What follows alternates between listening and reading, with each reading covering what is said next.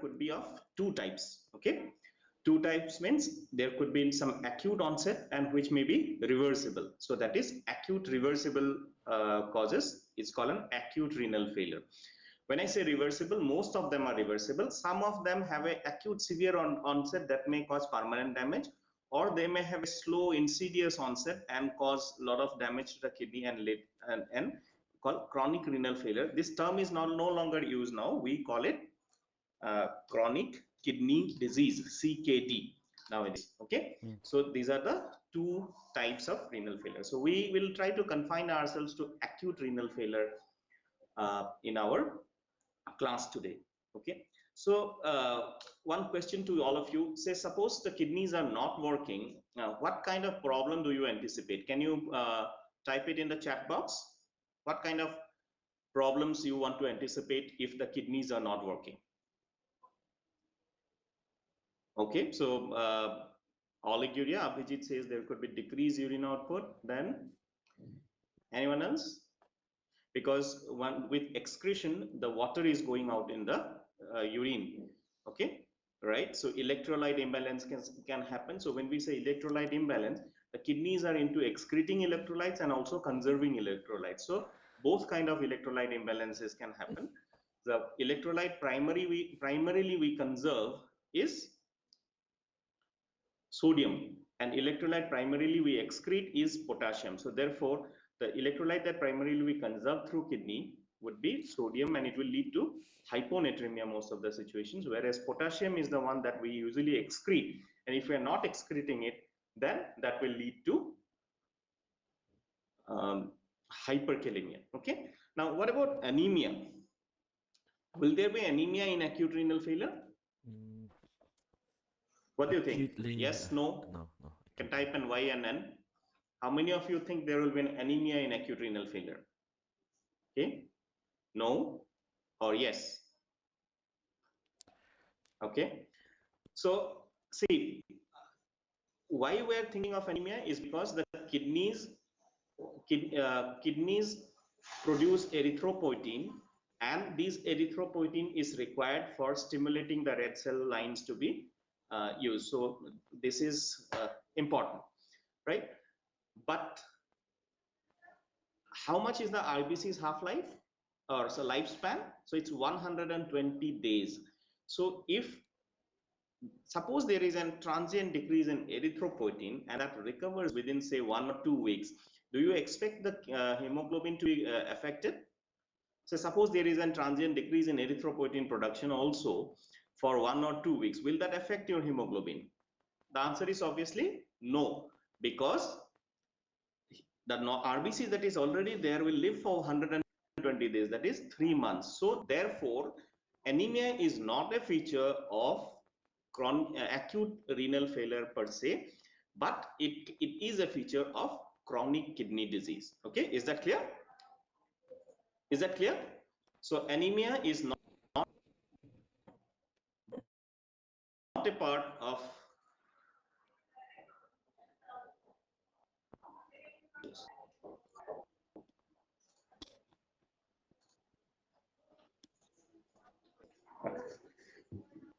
anemia is not a part of acute renal failure, and it's only seen in chronic kidney disease. So our problem, we can list it here. What can we have? We can have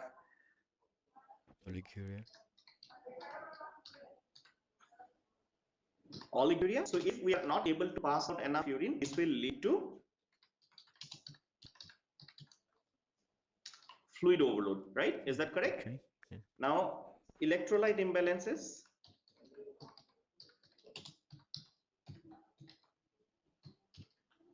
Electrolyte imbalance would lead to what kind? Is sodium electrolyte imbalance, mostly hypo, and potassium, mostly hyper. Okay, so these are the normal electrolyte imbalance that can happen. Anything else in acute renal failure that you can see? You can have associated hypertension. Hypertension, and this is related to the disease per se. Not all causes of acute renal failure will have hypertension associated with you. Okay, Another important with electrolyte imbalance is acid-base imbalance. So what kind of acid-base imbalance normally we will have? We know that kidney is an important part in excreting acids from the body and also using as a buffer system. So in acute cases, kidney will not be able to excrete enough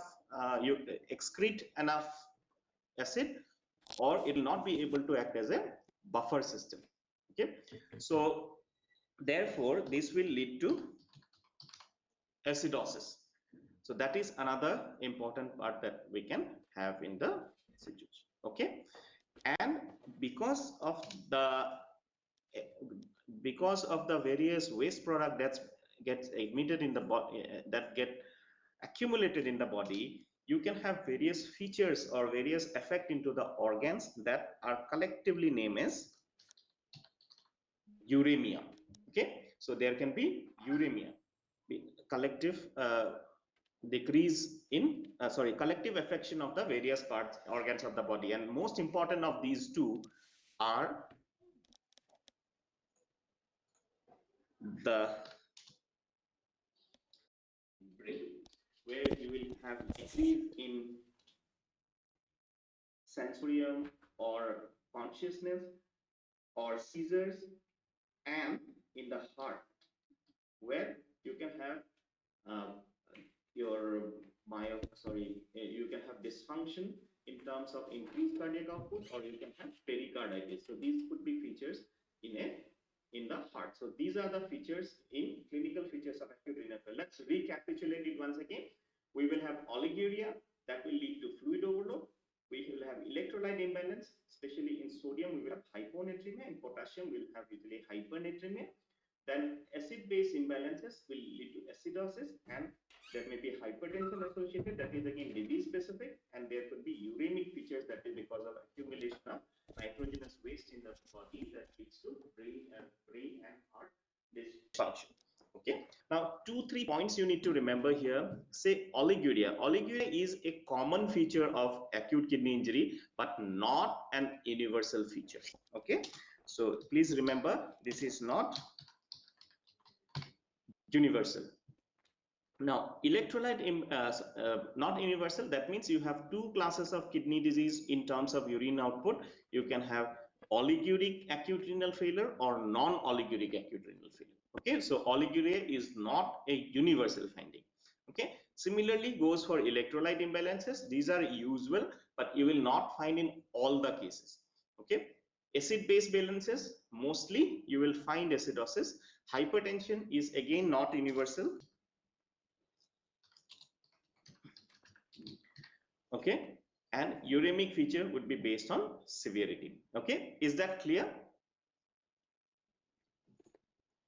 Yes, okay, if you're understanding, please share a thumbs up on your thing on the chat box. Yes. Okay, so shall we move forward? Now let's talk about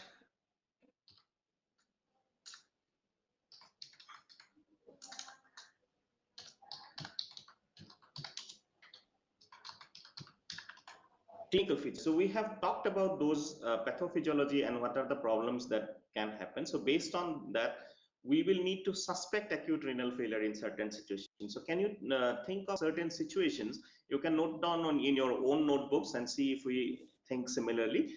So can you think of any conditions where you will suspect renal failure in a child? Which are the conditions that you will think of renal failure, suspect renal failure? So if any of these features are there, which we have shown you now, okay, that means these features. So if any of these features are there, you will think of possibility of an underlying renal failure. But these are not universal features. So in absence of that, there are certain high risk situations where you will suspect that there will be renal failure. Okay, so these would be when a child comes who is very sick and comes to you, renal failure should be it should be suspected. It would be ruled out. Okay, when we say sick child, special subgroup is where there is an hemodynamic problem. Okay, that means if there is decreased perfusion problem like shock, it's a child has come with shock, so this shock could be hemodynamic, it could be your septic shock, it could be hypovolemic shock, whatever type of shock it may be. If a child has come with shock, then you should suspect the possibility of renal failure in this situation.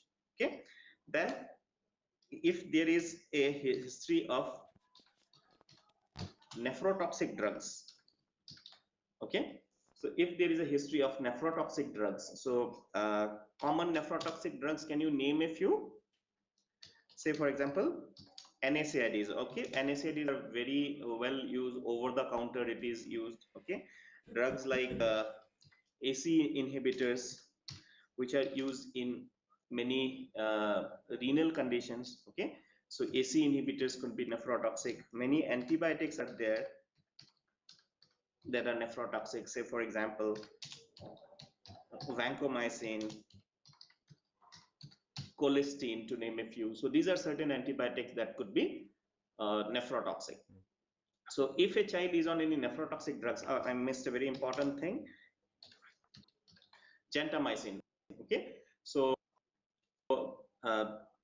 aminoglycoside. So these are some important drugs that can cause nephrotoxicity. So if a child is on a nephrotoxic drug, then you should suspect possibility of underlying renal failure, and you need to monitor these children. And if there is a specific disease, okay, that affects the kidney, so that means you can have specific disease, kidney, and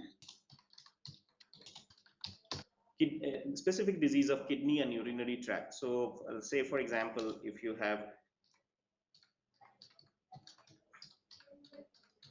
pyelonephritis, you can have, then you can have glomerulonephritis, you can have hemolytic uremic syndrome. So there are these are certain diseases of the kidney. So whenever you have a disease of the kidney, then also you should think of possibility, or you should suspect. Remember that diseases that do not have very overt clinical signs and symptoms, or that you do not pick up very obviously, in those kind of diseases a high degree of suspicion is important. And these are the scenario where I'm not saying that you will diagnose AKI, but you will suspect possibility of underlying AKI, you will look for it, and in many of the cases you may be able to pick up. And it is important that when we have an underlying problem, if we take care of that problem, the kidney disease can recover. Okay, so that's why it is very important that you pick up these problems. Now let's go to diagnosis. Okay, so please put your responses in chat box. What are the tests that you would want to do to diagnose or confirm acute renal failure? Yeah, so I'm waiting for your options. Okay, renal function test. Okay, so that would contain your creatinine, blood urea, anything else. Urine output, again I have said that urine output is not an universal finding. You have two types of renal failure. You have oliguric and non-oliguric. So you will fail to pick up oliguric renal, non-oliguric renal failure. But yes, oliguria is an important sign of acute kidney injury, and you should look for it. Okay, so it's not a part of diagnosis, but it's a part of suspicion. So if you have to suspect thing, oliguria is definitely a point, but not for diagnosis. Blood gas, serum electrolytes, again these are for suspicion.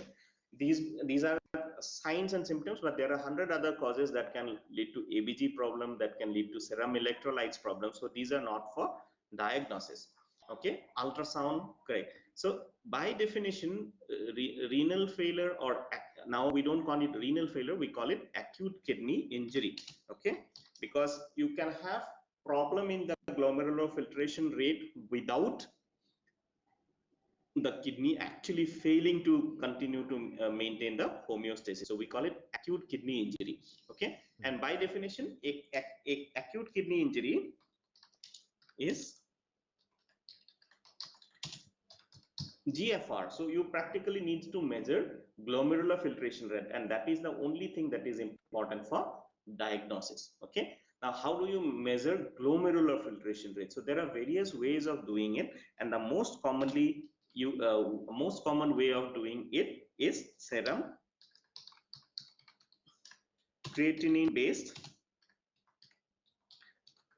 equations. Okay, so serum creatinine based equations, based on serum creatinine based equation, you can do glomerular filtration rate. So if you say one test for diagnosing renal failure, that will be serum creatinine. Okay, and therefore you can, for a bedside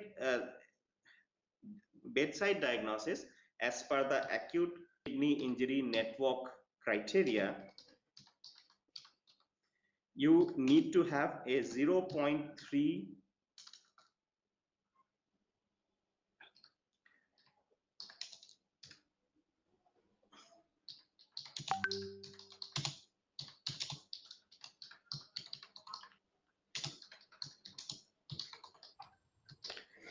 0.3 milligram per DL rise in creatinine from baseline. Okay, is it clear?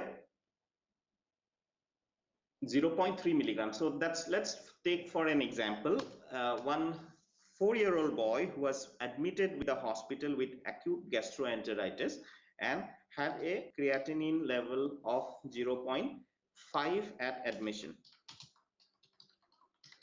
Okay, so in that hospital,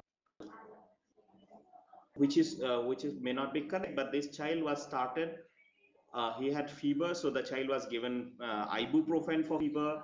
Then the child was started on amikacin to cover any problem if there is any infection, which was not a right thing to do, but that was done. And at 48 hours, the creatinine goes up to 0.8. Okay, so what is your opinion? 0.8 is within the normal value of creatinine, right? So creatinine normal value ranges from 0.7 to in adult range, it ranges from 0.7 to 1.5. So it's well within that range. So do you think it's a problem or it's not? What do you think? So here we can see that there is a 0.3 rise from the baseline. So if there is a 0.5 to 0.8 jump is there, so these type of jump we would call it as acute kidney injury. Okay, so is it clear? Another criteria, this is called an Acute criteria. Okay, that is most commonly used. Another criteria you can use is called the P rifle criteria. Okay, you must know about the rifle criteria. It's something similar, and P stands for pediatric rifle criteria. So P rifle stands for pediatric rifle, and it is similar to the adult rifle. Only difference is that the gradings are based on GFRs and not based on only serum creatinine. Okay, so this is for confirmation of diagnosis of creatinine. Other tests that confirmation of diagnosis of AKI, other tests that can be used for diagnosing AKI is a class of molecule called urinary proteomics. Okay, what is urinary proteomics? These are certain proteins that are excreted in the urine, not excreted in the normal situation, but excreted in the normal situation, but in AKI like situation it can excrete. Okay, can you name some of these molecules that are used detected in urine for diagnosis of AKI? Yes, please put up your options in the chat box, please. Urinary biomarkers that suggest AKI. Any idea? Okay, have you heard of molecules like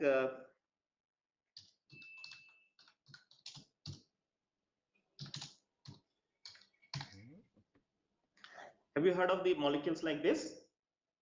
Cystatin C, Angal. Okay, there are many other molecules like this which are there.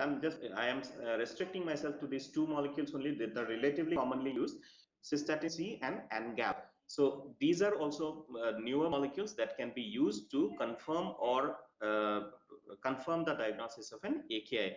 However, the access to these tests are not very these are not readily available. So we also here we do not use, but these are of academic interest. There are hospitals, there are medical institutions that are using this test for the diagnosis of AKI for research purposes and on in case-to-case basis as well.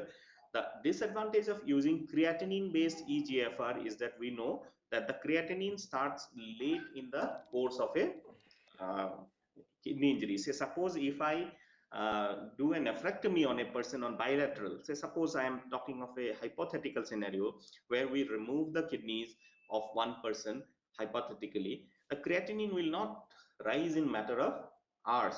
Okay, creatinine will rise over several hours, maybe in 24 hours the creatinine will become higher. So similarly, if there is an injury to the kidney, say suppose there is a shock and there is an injury to the kidney, the rise will not happen instantaneously. The rise happens slowly. Urinary biomarkers can give you a quicker idea about onset of kidney disease. Okay, so that is one of the benefit of using these biomarkers over the creatinine. However, in absence of availability, in absence of all other limitations also, creatinine still continues to be the most widely used marker for diagnosing kidney disease.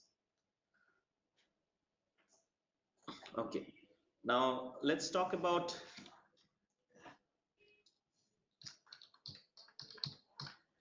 management. How are we going to manage a child with acute kidney injury? So we need to supportive care, and in supportive care would treat the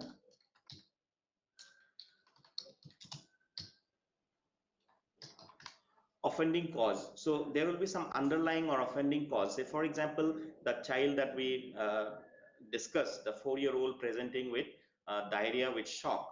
So here shock is the offending cause that is causing the kidney injury. Similarly, if this child was also getting NSAID and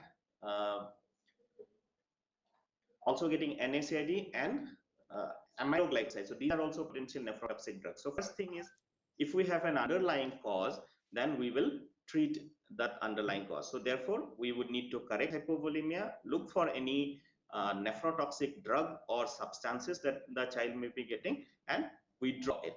Okay. Now, in supportive care, the other symptoms which can become life-threatening. Okay. Say for example, we talked about volume overload.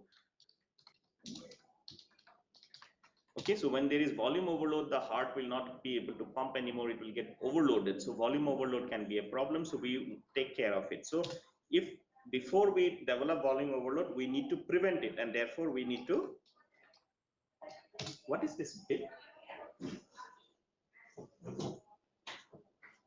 I can't see any new message coming, but it's beeping regularly.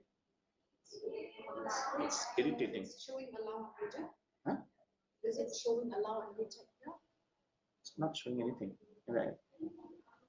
It's beeping again and again. It's as if some notification or message is coming. Well, maybe from the chat.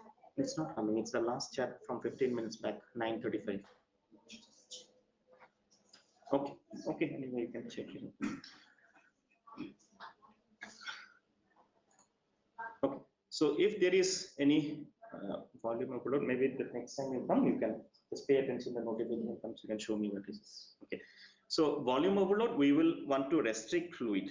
Okay. So how much restriction of fluid you want to do? You do not want to overload any further. So the fluid that will be allowed is equal to the insensible water loss. So we normally, when we are not losing water, not passing urine, then also we are losing water. Okay. Most important, you must have noticed when you go out in cold outside and talk to your friends, maybe blow a puff of air, then you can see some vapor coming out of their mouth. So that means whenever we speak, whenever we're breathing, we are losing some moisture into the air, and that is we cannot count it. So that is insensible water loss. Okay. Similarly, we lose some water with stool, we lose some water from the skin. So these are insensible water losses, and this is estimated to be around 30 ml per kg or 300 ml per meter square. Okay. So we will estimate that insensible water loss plus if some form of urine is produced, we can replace that also. So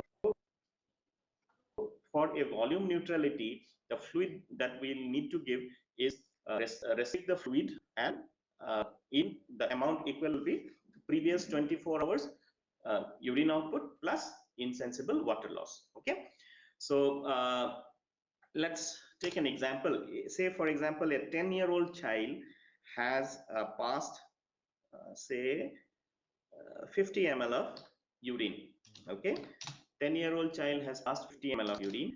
So how much of fluid do you want to allow the child for the next 24 hours? Okay, can you put some responses in the chat box?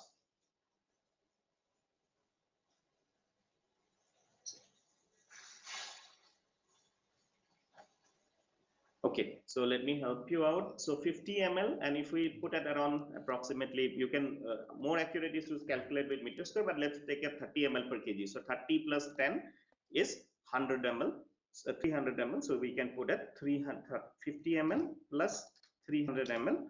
So this child will require 350 ml of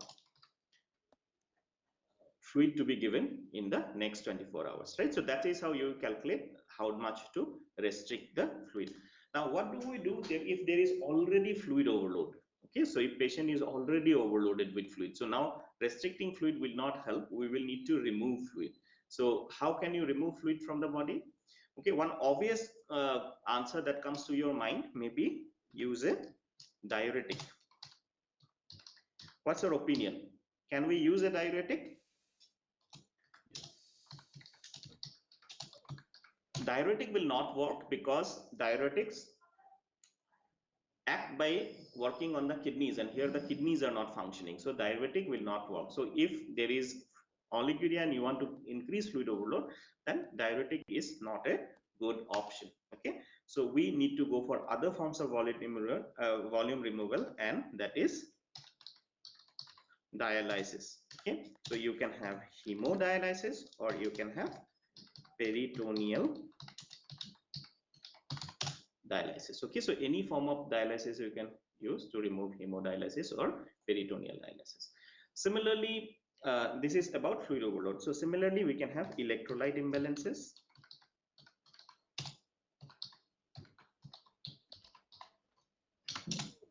In electrolytes imbalances, you can have sodium.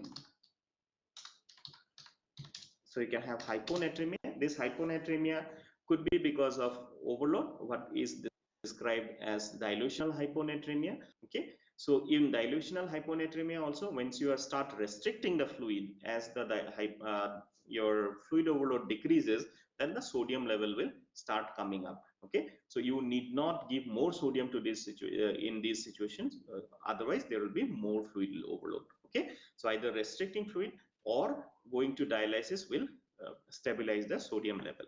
Okay, potassium, what can we do about potassium?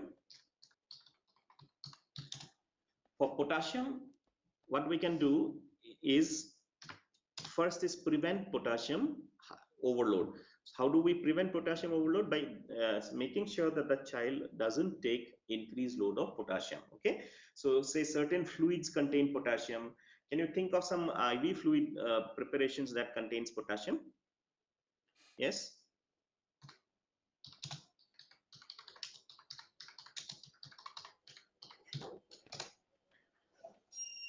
Okay. Can you put some certain IV fluids with potassium?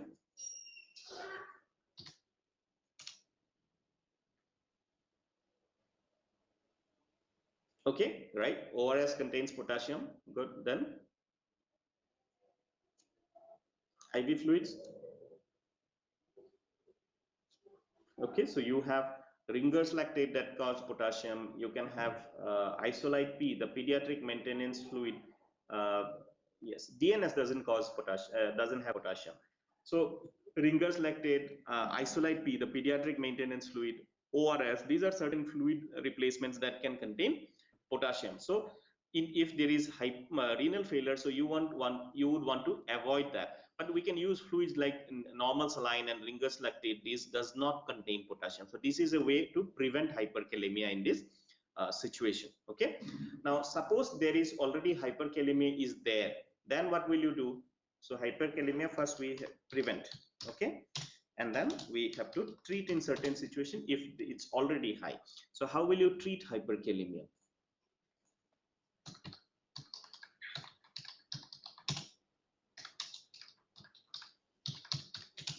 Okay, so hyperkalemia, we want to keep the potassium to the normal range, and normal, when I mean normal by the levels and normal physiologically. So physiologically, when I say normal, you will need to monitor whether it is working okay or not, and then the earliest sign that you will get is the ECG changes of hyperkalemia. So if potassium level is on higher side, these children should be monitored under ECG. Okay, so that you can pick up early, and if there are ECG changes, this is a very acute situation and you need to manage it very aggressively. Okay, so how can we treat hyperkalemia? First, the first consequence of hyperkalemia is on heart, so that means we need to protect the heart, and we can use calcium gluconate. The calcium gluconate does not decrease hyperkalemia, but these protect the cardiac effects of hyperkalemia. Okay, so that's why calcium gluconate is an integral part of management of hyperkalemia, because it protects the heart from the hyperkalemia. So if there is an ECG change, the first thing you will do is calcium gluconate. Okay, even if these ECG changes are not there and potassium is on higher side, you will use an calcium gluconate and then go to other hyperkalemia measures, so that first you are making sure that there is no cardiac changes that is happening. Okay, now other thing that we know based on cellular shifts and removal, these are two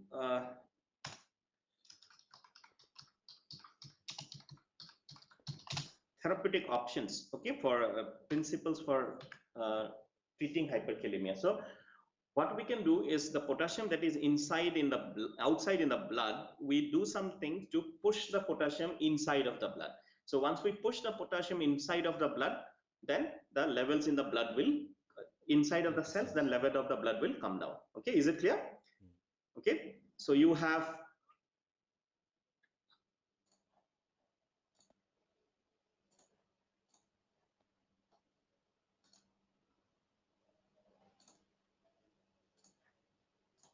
okay.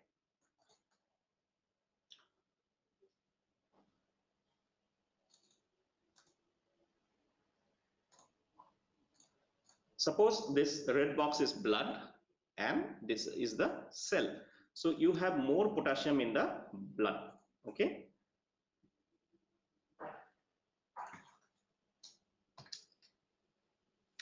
So you have more potassium in the blood.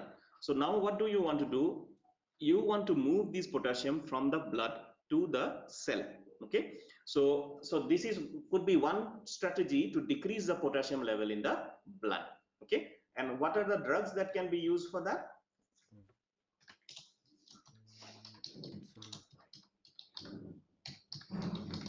Sodium bicarbonate and salbutamol, and what else?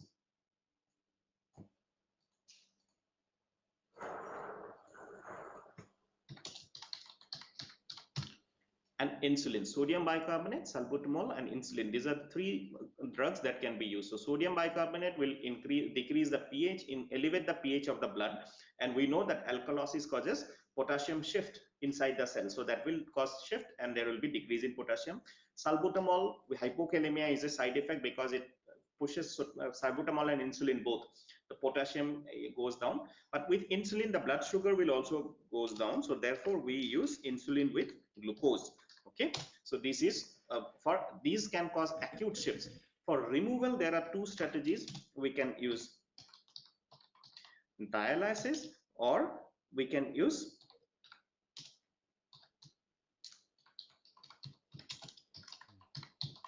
potassium binding resins. Okay, these will be the options. And so this is for hyperkalemia.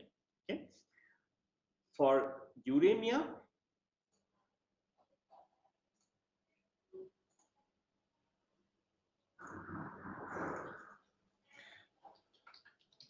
Uremia, we have only one option, dialysis. Okay. If there is any features of uremia, that is an indication for dialysis, because we cannot remove, there are no other strategy to remove all the waste product without dialysis. Okay. Now, for management, another part is management of the underlying condition. Management of the underlying condition means various disease can give rise to the condition, and we know that if there is an acute injury, we want to treat it so that it doesn't go into a chronic phase. So that depends on situation to situation. So if there is volume overload, volume neutrality was problem, there was shock, then we would need to correct the shock. If there was any drug that was causing the offense, we need to withdraw the drug. If it is a glomerulonephritis that is causing the AKI, then we'll treat the glomerulonephritis, and so on and so forth. Okay. So I think that is in brief about AKI. I would like to like all of you to switch on your camera, and then maybe we can quickly